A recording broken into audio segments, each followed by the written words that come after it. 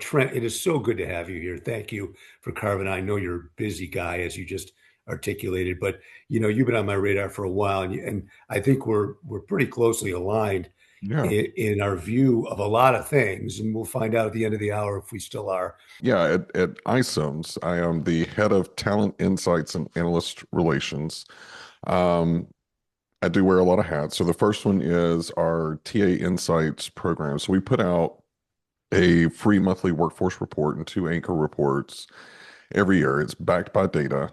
We have close to 700 million profiles in our platform, facilitated a little over 5 million hires last year. And so, what the data team does every month is they go in and they look and basically kind of put the information. We do two, 3 line reports, one for EMEA, one for the US, and we track openings, hires, and application volume. We also track applicants per opening, time to hire. Those are kind of the standards. And then every month we do a deep dive on a particular topic. So this past month we looked at early careers, like what's going on with entry level hiring. The month before that we did a little feature on our latest anchor report, which is the definitive guide to AI adoption in TA. Which is a 31 or 32 page research, written, data backed look at what's really going on with AI and TA. So that's one job. So I write all the copy from that, just kind of putting on the practitioner lens, saying, okay, here's the data. So what? The next is kind of heading our thought leadership, working across platform, or excuse me, across functions, kind of bringing the story of iCIMS to life. I was a power user for 7 years of iCIMS. And whenever I joined, I was just like, we don't tell our story well enough. So they hired the guy with the big mouth. So that's part of my job. And the other is working with our analyst community. So people like Tim Sackett, Kyle Lagunas, Madeline Loriano, Zach, and Ben Eubanks, probably some names that you recognize. I knew them. I didn't know them as analysts before. I just knew them as people I hung out with on the circuit. But that's kind of the fun part of my job is I get to talk to them all the time, what's going on in the market, updating them on what's going on with iCIMS, but also collaborating with them on some of the anchor reports to bring data from the field and put it back out into the market. So, and I also do a little bit of sales stuff. So I meet with our clients, meet with prospect. Yeah, I'm very busy, but it doesn't feel like work. It's just a lot of fun. But one of the things is the role of the CHRO at kind of the highest level. 20, 30 years ago, I remember distinctly the fight we all engaged in for the seat at the table thing. And we got it. There was no CHRO role when I came up. The Hmm. first person that hired me was the head of personnel, right? Personnel, yeah. Recruiting wasn't even really the word used. Certainly No. not talent acquisition. We invented that on the fly. But that seat at the table, I've always had this question. It was filled. We put a seat at the table. We put a person in it. But now, with the benefit of hindsight, I have a range of serious questions whether that role has been fully leveraged. And then you fast forward to today, and this is I just want to get right into the content with you because I just read your AI readiness gap thing readout, and I just want to start there because it's hot off your press, and Hmm. it just nails so many things that are questions for me about that role retrospectively. Hmm. I think if it's okay, I think let me kind of back up and talk about how I got into HR. I'll keep it very abridged because it does establish a baseline of how I have always approached HR incredibly different and have not made a lot of friends in the industry as a result. So I put myself through school working as a banker full time, went to school full time.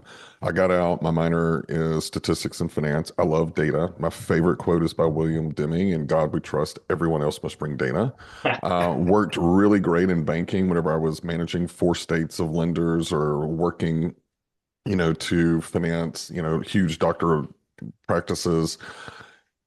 I decided to get into HR because I was kind of bored with banking. I was like, a loan's a loan. I've kind of done it all. I don't want to go upstream into the investment banking because I enjoy being a strategic partner for my clients. You know, finance was just the commodity, but the questions that I asked them was not about their current ratio or about their cash flow, is what's next? Why are you making this decision? And then I did all the stuff on the back end.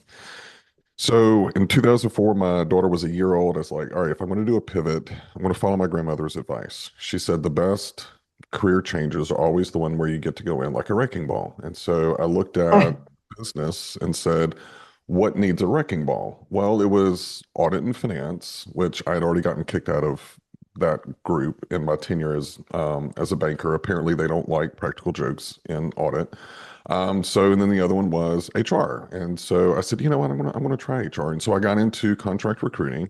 For 6 months, I was trained by recruiters, which were basically HR people that read applications. And for 6 months, they told me you'll never make it. You're not an HR person. You didn't major in HR. You're a ticking time bomb. All of those were correct. But the thing that was very different is whenever I sat across from an executive, I brought that same competency over. It wasn't Mhm. what job title are you looking for? It's like, what does this job do? How does it move the needle in the organization?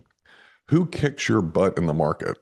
Why do they kick your butt in the market? And then I took all of that information and went and searched and brought people back in. And so as I moved throughout HR, that never left. I looked and redefined my role. So whenever I was sat in the CHRO seat, people would say, well, what do you do? I didn't tell him CHRO. I didn't tell him I'm the head of HR. I said, I am responsible for the largest asset producing revenue and the largest expense in the company. It's Uh-huh. people. And every decision that I made went through that lens. So if I take that and then I look at what's going on in the market, I remember, David, the personnel, and I remember the first time I heard HR, I was like, what the hell is that? Like human resources, like who came up with that name? Probably an HR person.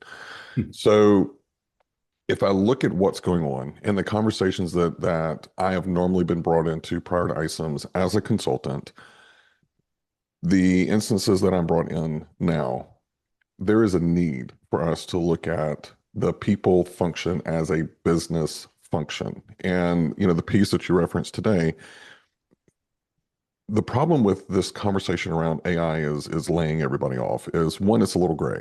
That's not totally true. We do not have any kind of a report that says we laid off 8,000 people at Meta because we created 22 agents that did the job of 4,000. There's no one-to-one ratio.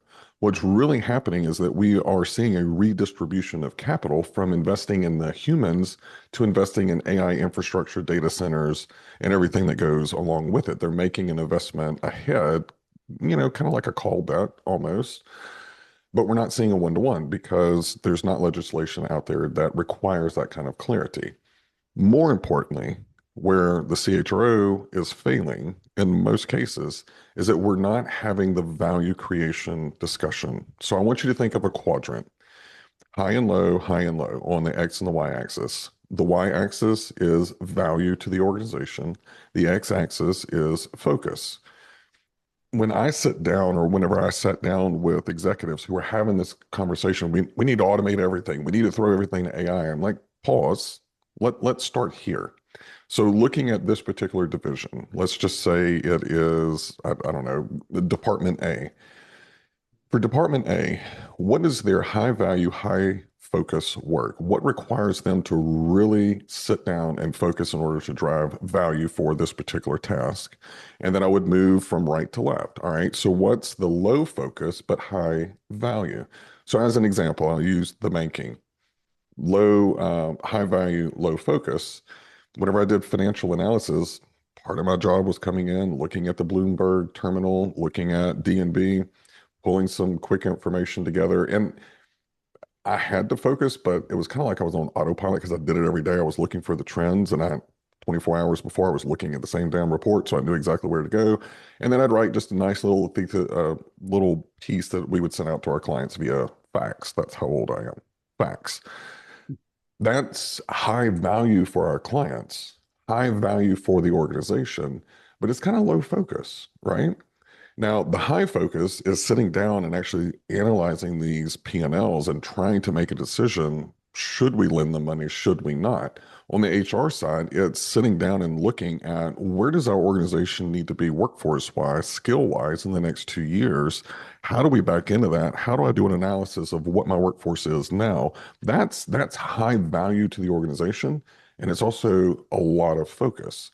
So those top two quadrants, I want to leave alone. But my whole goal with AI is to shift my entire workforce up into those top two quadrants. So if that's the case, then it becomes a little bit easier to go, what should we automate? And what should go to AI? It's going to be those bottom two. Now, the bottom left, low focus, low value. My first question is, why in the hell are you doing it? We've always done this report. Who reads it? No one. Stop doing it. You don't need to automate Right. it. You don't need to automate it. You don't need to have it happen Yeah, at all. cut it all together. But then when you move to the high focus, low value, that's where you can look at a combination of automation and AI. So can you automate the pulling of these reports? Can you maybe set some conversational AI that does some initial analysis and then does an output for the human to come in and look at it and make a couple of adjustments and get it out the door? So in that example, we've actually taken that high focus, low value and actually moved it into the upper left-hand quadrant. Again, Interesting. we're freeing up that bottom space. That is the role of the CHRO now. What I'm seeing is that you still have a lot of traditional HR people that go policies, policies, policies. We have a problem. Sam Altman came out this week or last week and was talking about AGI is right around the corner. He's talking about the fact that AI is actually going to probably replace him in a certain period of time.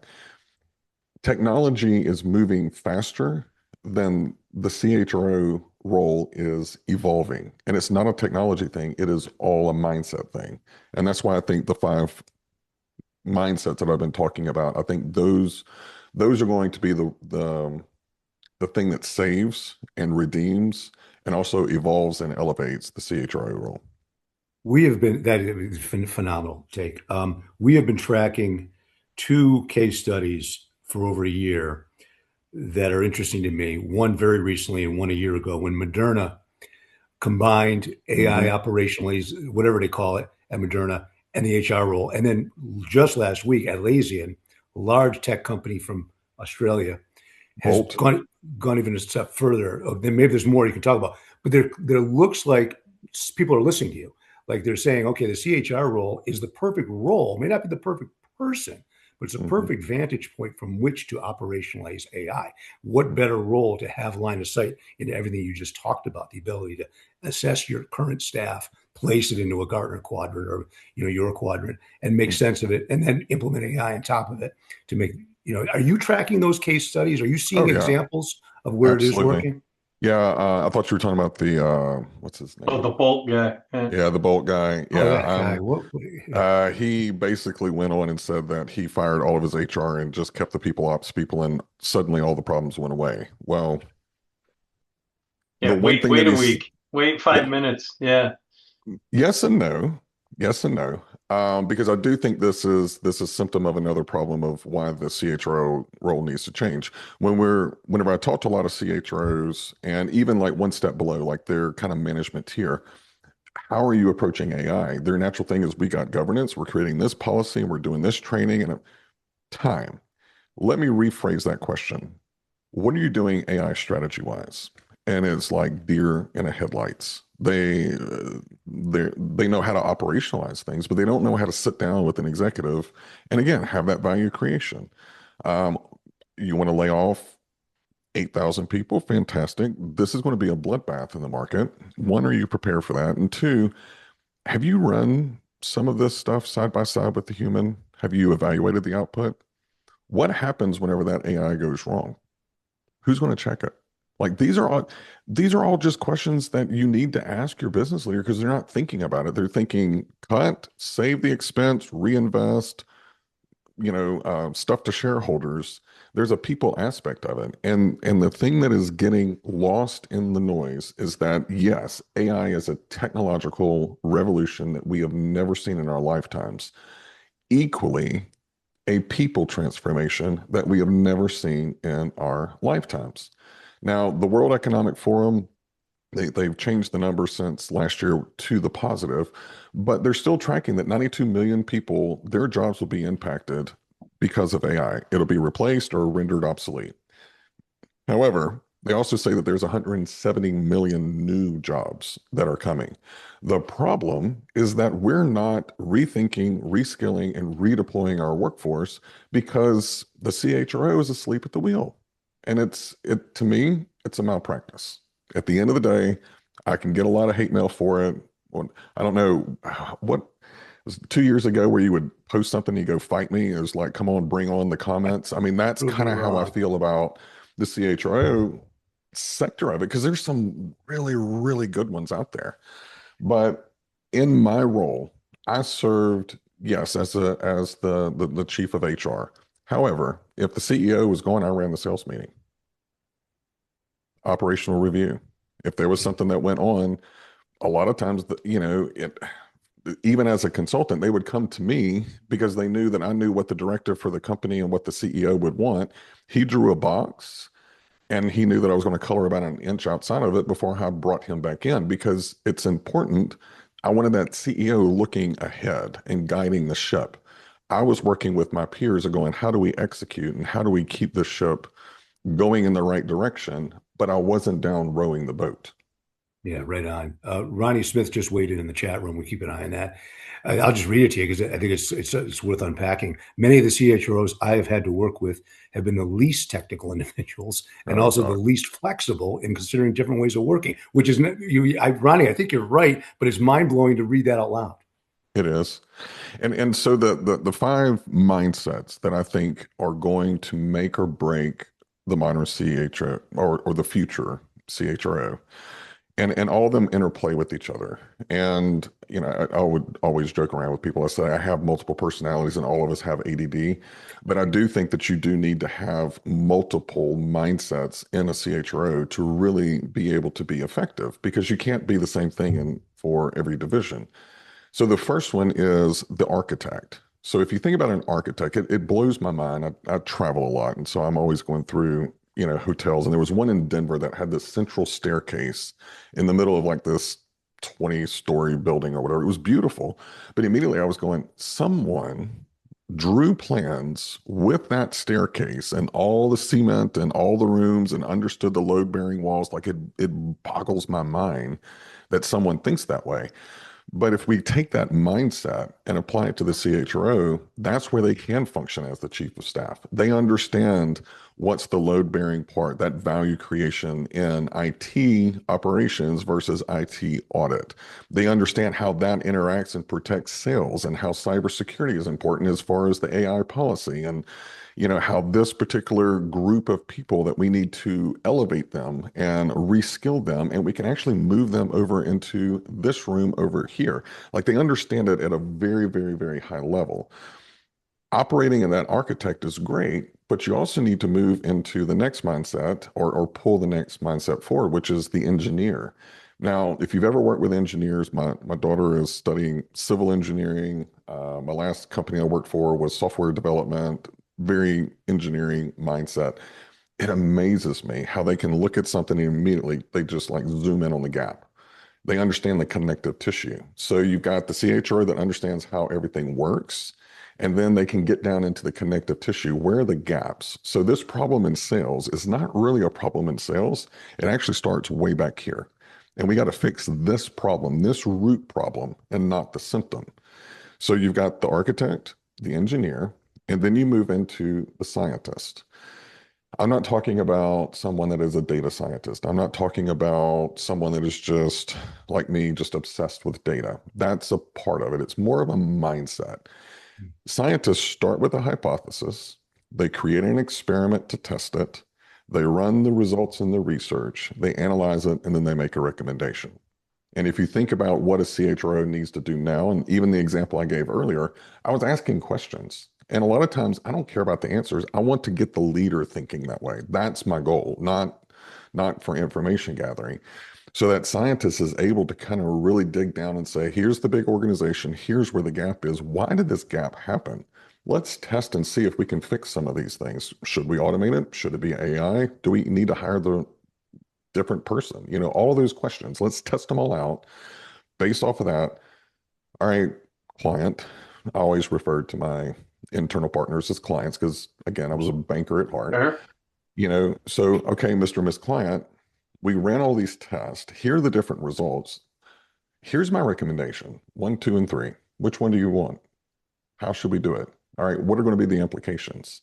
Because then it moves into the COO. And if you've ever worked with a very strong COO, they get in the nitty and gritty, but it's always from a vision and an understanding of what's driving enterprise value. So it's got a little bit of that financial aspect of it.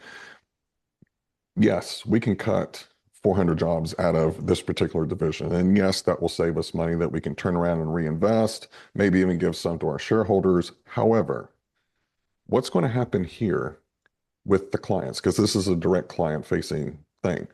So you may be solving an expense problem over here and creating one over here. So that COO can kind of understand the financial implications and tracks the risks. They track the revenue, just really a financial mindset without getting into this is going to affect our EBITDA. I mean, if you have that, great. I think that's a fantastic way of looking at it, but just enough to really understand all of the implications thus far. And then comes the coach. And I'm not talking about the rah-rah tutti frutti, let's go over your disc. I'm talking about the one that says, okay, here are the hard conversations that we need to have. I'm going to walk alongside you with it. Being that voice in the room that asks the question that no one wants to ask, the one that everyone is thinking about, you need to be that voice for the employee and even sometimes for your peers. And if you have all five of those mindsets, they're pretty transcendental. So we could be in 2 years from now, we're talking about AGI and how that's affecting, the workforce. If you have those mindsets, you've been working almost like an amoeba throughout the organization and moving things along. That is so much more valuable from an insight standpoint to a CEO and to the C-suite than someone that sits like the Wizard of Oz behind a curtain up on the Emerald Mountain. And that's what a lot of CHROs like to do. They love to kind of stay in their lane, but they don't really want to get in and don't really understand financials and they don't really understand this stuff, but they love employee relations. Like they love the drama and the policies and all of that. I think we need to elevate it. That's I I like know what you Frank's said. not is that yeah, Frank and I came Absolutely. up in that world. That Mhm. those five were architect, engineer, scientist, CEO, COO strategy, and basically board level strategic coach. Very much That's so. the world we swam in. It's weird to me. I'm just gonna jump into the deep end of the pool and probably get disowned by some HR people myself, because those are not what I see. I see a devotion in the last 20 years to other softer culture, core values, things that have turned out to be really just tropes. At the end of the day, what are core values that aren't definition by example or just self-evident? We spent I was there. We spent all of our time creating the good work environment, the culture, the inward focus. And what you're saying, all of those architect, engineers, scientists, COO, and coach, those are outward Yes. expressions of the function as opposed to the swim lane kind of view you painted. Are we good? Does that make sense to you? And if that's all true, we probably have to replace a lot of CHROs. I think we're going to start seeing some separation of the wheat and the chaff in the next 2 years. I think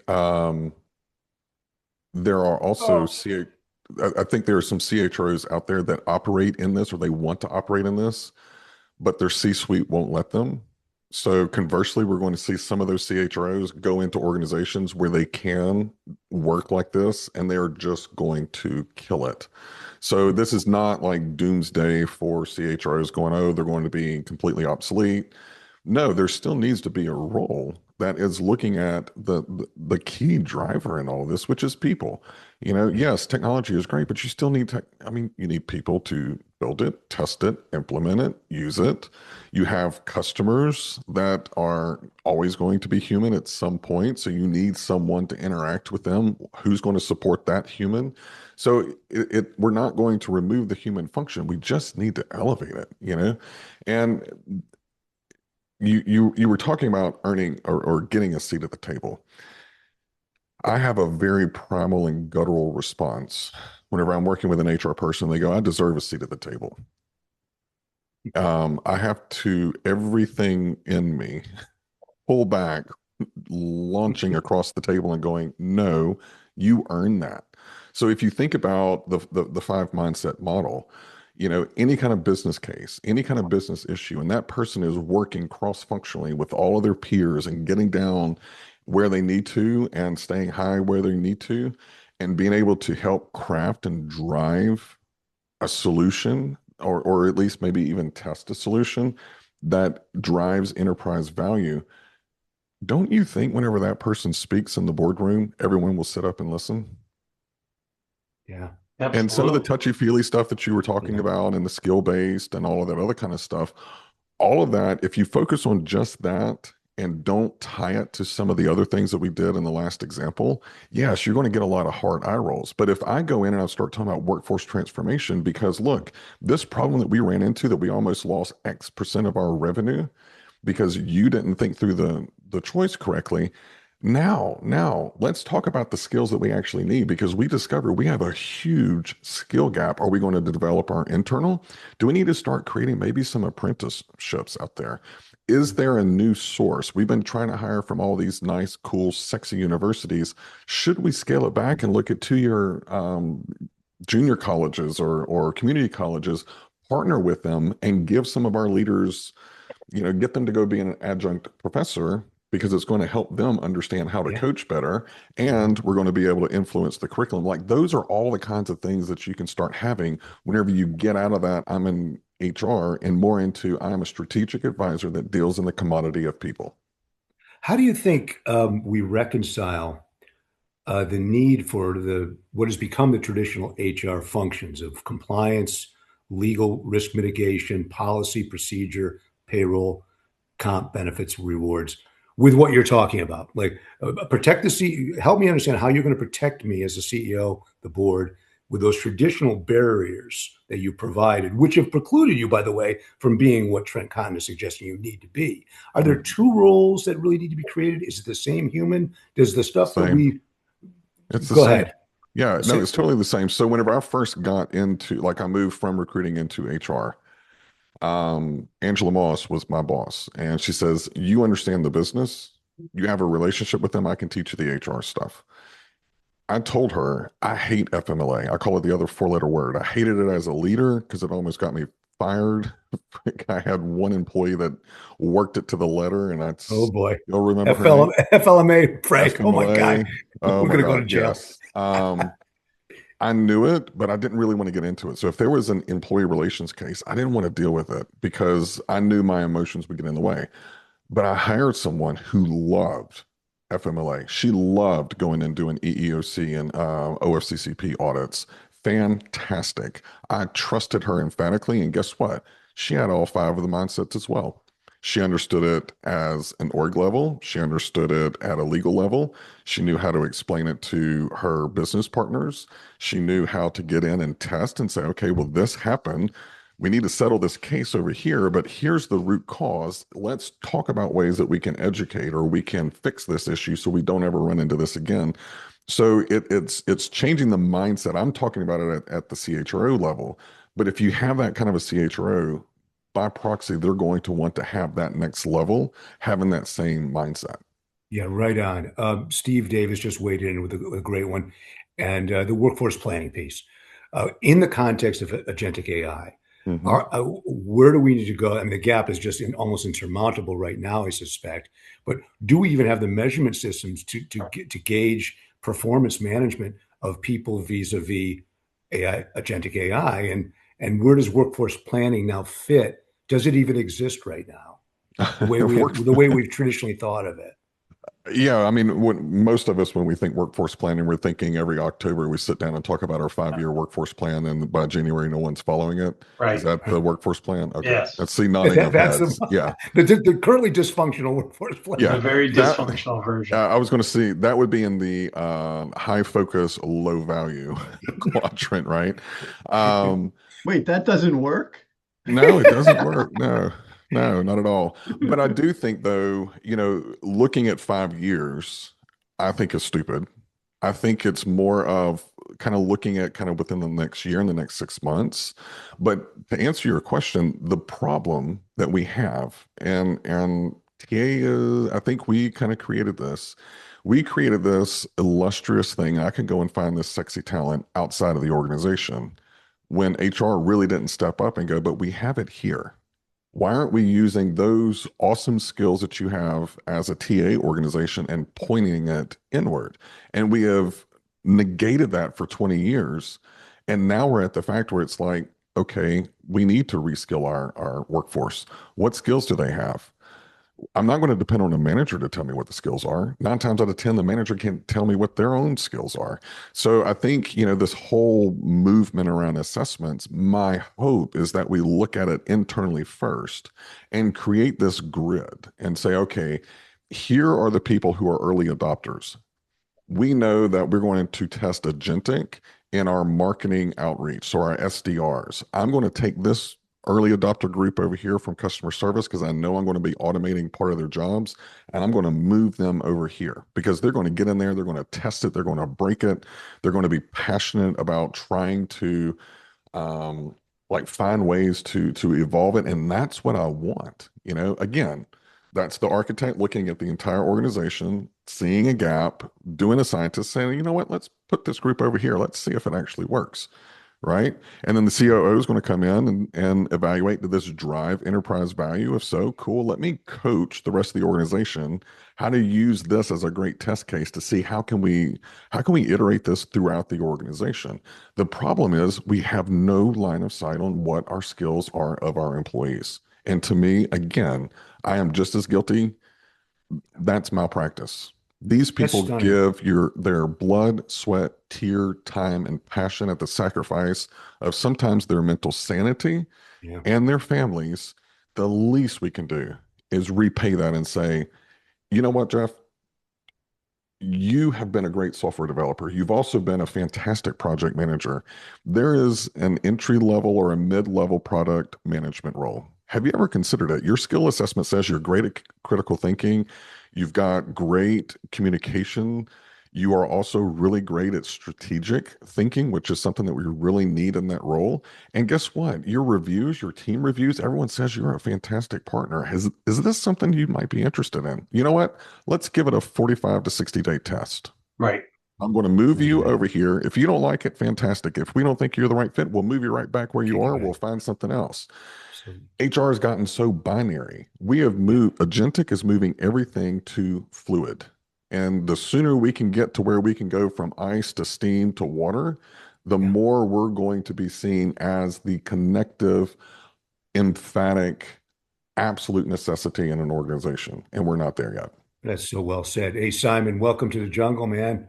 Simon Evans, one of our OG members of the TATL. Come on in. Yeah, thanks. It was just actually really interesting when you were just talking about there. I've been very lucky in corporate roles, going really back to, this is going to date me, Y2K. I was running a large group for Coopers and Lybrand in New York, and I got asked to identify all these poor COBOL programmers who were suddenly obsolete because we'd got through Y2K, and we literally had 2,500 of them at Coopers. Oh, wow. And to then try and identify what subset of that could be retrained to the cool new thing, the internet.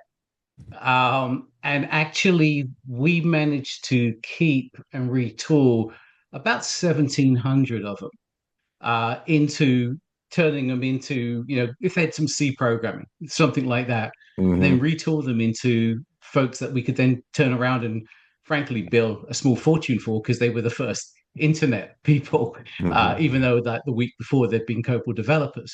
And then taking that forward to other organizations, I was lucky. KPMG and Bearing Point, I got asked to run both resource management and recruiting. And the ability to be able to convince the firm to look inside first, which actually involved literally knockdown, drag out fights with partners who didn't want to give up people that they had buddies hidden in corners and stuff like that, that were running at like 29% utilization, but they were their best buddy and golfing buddy. And then clear out people like that and then restructure and retrain. And it was just a fascinating experience to go through that, of having both the external and the internal. And we saved millions by Hmm. doing that. And then, it is such glaringly obvious, but so rarely executed piece of the process. Yeah, why do, that's a Um, Simon, that's a great question. Trent, I'd love to hear your thoughts. And Simon, we came up together in the big five, all of us, Accenture, IBM, and it was natural to us to do some of those things, even with the friction and headwind Simon's talking about. Trent, why do you think what Simon's suggesting that I remembered clearly that reframing of talent, Y2K to Power Builder and all that? Why do you think corporate America has not embraced that? Because that did actually, Simon, what you did, I was there. What you did at KPMG and we spun out Bearing Point together, that was actually a metaphor for what you're talking about itself. Focus on IT, the IT part of the KPMG portfolio. Trent, why do you think corporate America has not looked at those best practices and implemented them? Because I think that we have taken the approach to talent that we take for gaining market share. The only way to do it is to steal it from somebody else. That is just, it's bled through. TA picked up the mantle. We hit gas on it and we haven't looked back. Buy versus And, build. and, Easy you know, rebalance. it needs to be rebalanced. I think the day of reckoning is coming fairly soon. And the other interesting part for me, just philosophical question that I would ask a lot, never got an answer. I said, so we are interviewing for competencies, right? Yes. Okay, so we have interview guides that are built for competencies. Yes. You make your hiring decision based on competencies, right? Yes. Okay, what are the competencies of your team? What are the competencies that you need?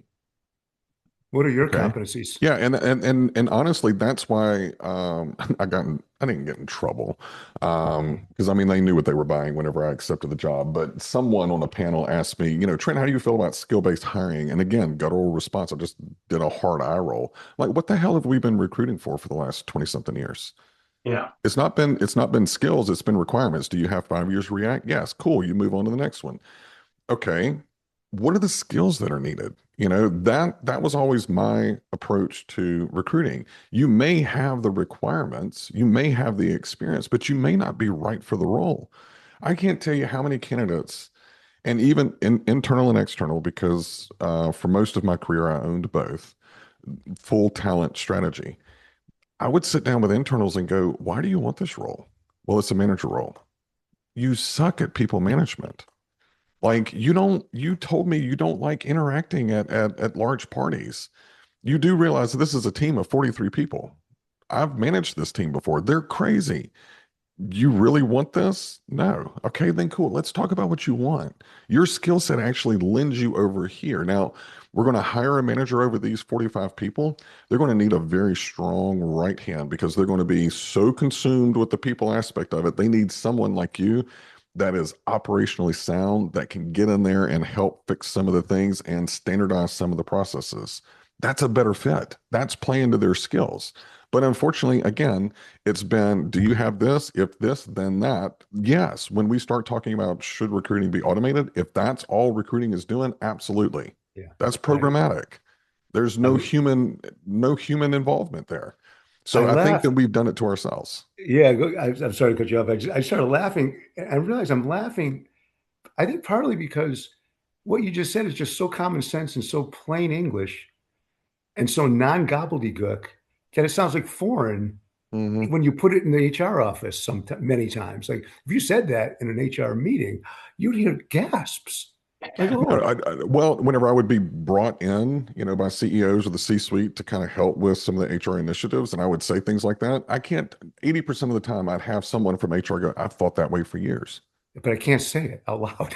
Why Can't can't you say say it. it? They're like, well, it's a little, and to their point, it is a little bit different. As a It is. consultant, I can come in and piss you off, and I don't care. I still get paid. You ask me for advice, whether you follow it or not. I'm not responsible for execution. So yeah, there is a little bit of that there. But even in the role, I would ask those questions. Yeah, when you're talking, I made the switch. Just real quick, funny story. My CHRO at the time, she had a poker face. Like you can never tell what was going on. Maggie Loriano, I'm talking about you. You can never tell what was going on in Maggie's face. And I was going from contractor to permanent, and they were talking about moving me into more of an HR leadership type of a role. And so I was supporting mortgage at the time. These were my people. I knew how to talk the language. Back in yield spread, portfolio runoff, all of that stuff was vernacular that I used. We're in a strategy meeting. I forgot that Maggie was sitting in the back corner. She just wanted to see, just kind of be a fly on the wall. And we went through the financial analysis. They were talking about one particular operations center that we had two across the river from each other because we had just done an acquisition. And it was about 6 months later. One was just terrible, and one was running bare bones, but probably 10 times more efficient. And we were missing some of our revenue numbers. And the sales guy comes in and says, "We're going to add 100 new loan officers in this particular region." I said, "Time. Why? You're already busting at the seams right now. You've got to fix this operational problem because all the revenue that you bring in is going to go right out the back door." And so the CEO of mortgage said, "But I think this is a really good idea. I mean, what's your problem?" I said, "It's an effing disaster waiting to happen." But I actually said the word. And Todd Chamberlain will tell you, he goes, to this day, he could tell when I remembered that Maggie was sitting behind me because all the blood left my face. I'm like, well, it's out now, just keep rolling with it. But that's what made me different. As the HR person, I wasn't there to make them comfortable. I was there to ask the hard questions. And Todd, the CEO, and we got in knockdown dragouts 7 ways from Sunday, but we had mad respect for each other because we understood we were better together than we were trying to make a decision outside of each other. And so, I mean, he and I would go get drinks. We'd talk about work stuff. It got to be where we were so intertwined that I could sit in and run his meeting. I could talk to one of his direct reports and say, "I don't think you should bring that to Todd. And here's why. He's going to blow sideways this way. Here's how you need to package it. Here's the data that you're missing that you need to go into that meeting with." So I think that, to me, that's the fun part of HR. Yeah, of Like course. you're kind of all over the place, Right. and everybody's not friend, but everybody's counselor. I just think we're missing just such a huge opportunity. All aligned to a business objective. Like, what are we Yeah. trying to accomplish here for a strategy? Bill Mussman, good to see you, my friend. Yeah. So David, you had posed a question about like why isn't this necessarily working? And much like Simon and yourself and others, I've moved from professional services into like a traditional corporate HR role, TA role.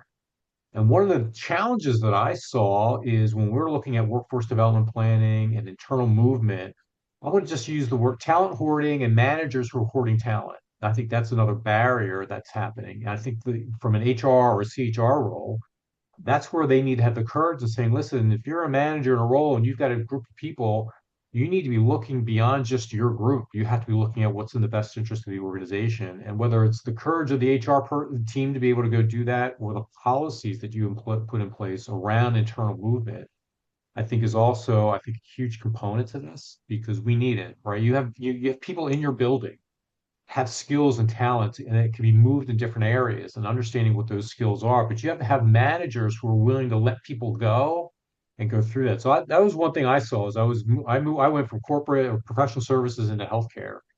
And man, that was really difficult to do. Oh yeah. You can't take my people. You can't take my people. They're too valuable to me yet, and maybe in their best interest. And if they don't, they're going to leave. So I just wanted to point that out that hoarding piece for me was something that I ran into as a real barrier as I moved from professional services into more of a corporate oriented role. And Bill, it's funny. I had a senior leader one time because we were moving some people around. He goes, "You need to leave my people alone." I said, "Are they your people?" They believe it, absolutely, especially in So, professional services where you own the P&L. They oh, believe if you're not part of my P&L, you might as well not exist.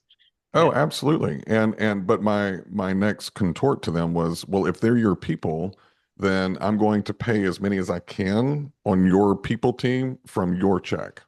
That's whenever you can call them your people. There you go. Right on. Jeff Taylor, good to see you. How you doing? Good. A couple of us were sort of making the same observation. I'd love to get your feeling on it, Trent. It feels like the C-suite is making a decision right now to lay off 40%, and the headline is they're calling it efficiency with AI. And then if you go like a one click down, Amazon has a certain reason why they did it. Oracle has a certain reason why they did it. Oracle was your point about their redistributing capital was very clear in Oracle's. I think Block did it probably because they weren't performing very well, but then rode the coattails and enjoyed the efficiency play with AI, right? And there's many others. I think there's going to be many more. And then I'm thinking about it from a CHRO standpoint where we're having this discussion and it's like, okay, you're laying off 40%. That is a massive operation right there, especially if you're a bigger company. At the same time, you're hiring 25% new. That's a completely different skill set. And then you're trying to upskill the 60% that are completely shell-shocked, kind of hung in the middle.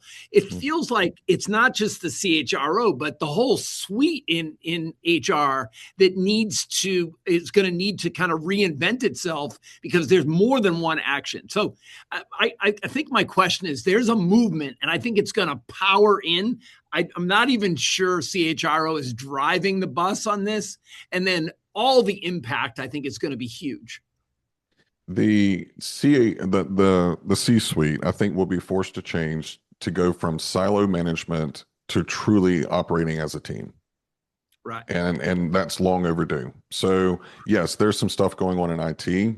Yes, I'm in charge of the people function, but we're hand in hand. Same thing with finance. Same thing with operations and risk and chief legal counsel. They're going to start working more as a functional unit versus I am chief of my chiefdom and I'm coming to pay homage to the king or the queen. I think that needs to change. And I think this whole fluidity that we're seeing in the workforce is going to go up just as much as it's coming down. The thing that I really wish that could get approved, but we're not even going to talk. If we're talking about dysfunction, let me bring up Congress. The bill that is out there that I really wish would pass would clear up, Jeff, some of the speculation that you just kind of mentioned. We're laying off 8,000 because of AI, but we all know, right? We all know that it's just a redistribution of capital. There is it's called the AI Jobs Clarity Act. And what it will require, I think it's like it starts off at once a quarter. Companies will have to report how many layoffs do they make in that quarter? What percentage of that was a 1-to-1 ratio AI or automation? Not capital, not this. It's we automated our tier 1 customer service. So we eliminated 80 jobs as a result. It's got to be that kind of 1-to-1. The next is how many new jobs, like new job titles, new skill sets, all of that were created in that same quarter. And then how much of their workforce have they upskilled for the age of AI? I wish we could get that through because then when we see the 8,000 layoff from Meta, and then we look and we go, 20% of that was direct because now they have agents doing the back end QA. They've automated most of the QA. That makes sense to eliminate the QA people that don't have another transferable skill. So that means that the rest of it, where are you putting that money? Oh, that's going to the shareholder. Okay, cool. All right. So AI didn't take all of the jobs. It only took 20% of the jobs. If we had that, that would change accountability. It would change the transparency and it would completely change the media headlines. Yeah. At the start of your answer, you described how you think the C-suite is going to need to change. I'm not sure that is as easily done. I work for Ray Dalio. He was a one person in the middle that ran everything. I think Block with Jack Dorsey is very similar in that way. Some organizations and C-suites are nicely distributed. There isn't like a tall poppy, right, in that scenario, but others, and I think what's dominated in some of the biggest companies is you have a person like an Elon Musk. Let's use the exaggerated example where it's just making the decisions. I think it's hard for the CHRO in that scenario, just trying to keep it relevant here. You're just getting whipsawed in that scenario. You are, but I will push back on you that some of those types of personalities, they like to bark really, really loud, but whenever you bite them, there's a line, and they learn to respect. And I had to learn that the hard way. I got run over by a senior leader. And then he just caught me on the wrong day, wrong personality, wrong time. And I gave him the what for. And I said, and you know what? If you want to fire me, go ahead and fire me. But I will put my head down at night knowing that I stood up because you're about to make a shitty decision. And the next morning I came in. I mean, I was like going to sleep going, okay, well, I've got this box in my car. I can put that. Like I was already packing up my office virtually in my head. And I walked in and he goes, Cotton, I want to see you. I was like, all right. And so I didn't even sit down. He goes, have a seat. I was like, this should be quick. I mean, if you're going to fire me, just let's get it over with. He goes, no, I want to unpack what you said. He goes, now, I don't like the fact that you raised your voice in front of your peers. He goes, that will never happen again. He goes, but if you want to come in here and raise your voice and push back on me, let's do it. He goes, so have at it. And for about an hour, he and I went back and forth. But what came of that is that I was only seeing 80%. There was a 20% that he was seeing that until he told me his decision didn't make sense. So both of us walked away with some clarity, with some insight of going, okay, CEO, you need to do a better job of letting me, your people person, in on the whole picture. And then I need, if I don't feel like I have the whole picture, I need to schedule time with them behind closed doors and go, what do I not know? What's in my Johari window? And that story got you closer to the seat at the table. Exactly. Oh, because you fought and you were honest and direct and then got invited back. That's even better than a seat at the table. You are with the CEO at that point, right? So it was. I think that's a great story, which is about part of change is being brave. It's the courage that is being lacked right now in the CHRO seat because everyone is hearing the CHRO is going to be obsolete or AI is going to take over this. And so everybody is, you never negotiate from fear or desperation. Never. Thank you. As we wind down, being respectful of time, a question that comes to mind for me, Trent, is do we have the right people in the role at all, categorically? Will we see a trend where the CHRO slot is filled by a business person or a sales guy or a C-suite executive that's already operationalized? That's what it feels like. That's where this goes. Or the other option, to the poll, is the CHRO function moving under like a CFO or COO, where it's becoming operationalized and diminished. So it is a little concerning. Now, on the flip side of that, some things that I've seen and I've been approached is a lot of companies are actually looking at, okay, AI is a people transformation and it's got a lot of governance and it's got a lot of risk. This is already a mindset that HR has. Being the chief of people in AI transformation, it's a sexy title, but the ones that I've actually talked to are people that I know that got in the role. They're bringing all of these things that we're talking about into focus and really trying to push the needle.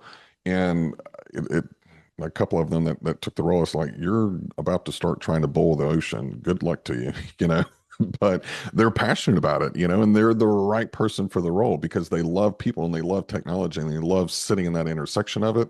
And they have the voice and the credibility and the experience to be able to make the necessary decisions. I think my last question is crystal ball this for me. Go on a limb and give me we're 2 years out, 3 years out. Where does all this land, including the AI agentic piece? I mean, are we overreacting? Are we underreacting? Give us all a sense of your vision of where. Well, I know that we've got a lot of TA people. So iCIMS.com/insights, scroll down to the bottom. There are 3 anchor reports. One, the CHRO report from last year. The second one is the frontline hiring report. And we just released the AI adoption. We asked that very question, David. Looking at agentic, what percentage of TA orgs are using agentic? 16%. 30% are thinking about it, which all of us that have worked in enterprise know that thinking about it could be 6 days, 6 hours, 6 years, 6 centuries. It's pretty open-ended. So we're not in this looking at the bell curve. We're just right in the first 20%. We haven't even gotten to, where this is just kind of a common practice. Now, fast forward 18 months to 24 months, I think that the technology will have evolved to the point to where, just like we're having the conversation now of going, why haven't we automated this? We've had automation for 5 years. We're going to be having those same conversations about agentic. That's why it's so important to start having those workforce transformation conversations today. Ken, Trent Cotton, thank you, sir, so Thank much. you. This has been just a great session. There's just so much there. I mean, the playbook. I wanted to get into the playbook, but we just don't have time. But in like the last 30 seconds, can you because that was just in your article yesterday. There is a playbook that these guys can follow, right? Yes. Definitely go and look at the LinkedIn article from yesterday. And this is probably this is the third or fourth conversation I've had like this. And I think this is going to be the next book that I'm going to try to tackle. It makes perfect sense because it gives a very clear and really it embraces all the language you've discussed today about the business language and give very clear roadmap for the future of the CHRO role. So, Frank, any last words from you? Thank you, Trent, for being here. Appreciate everyone else joining.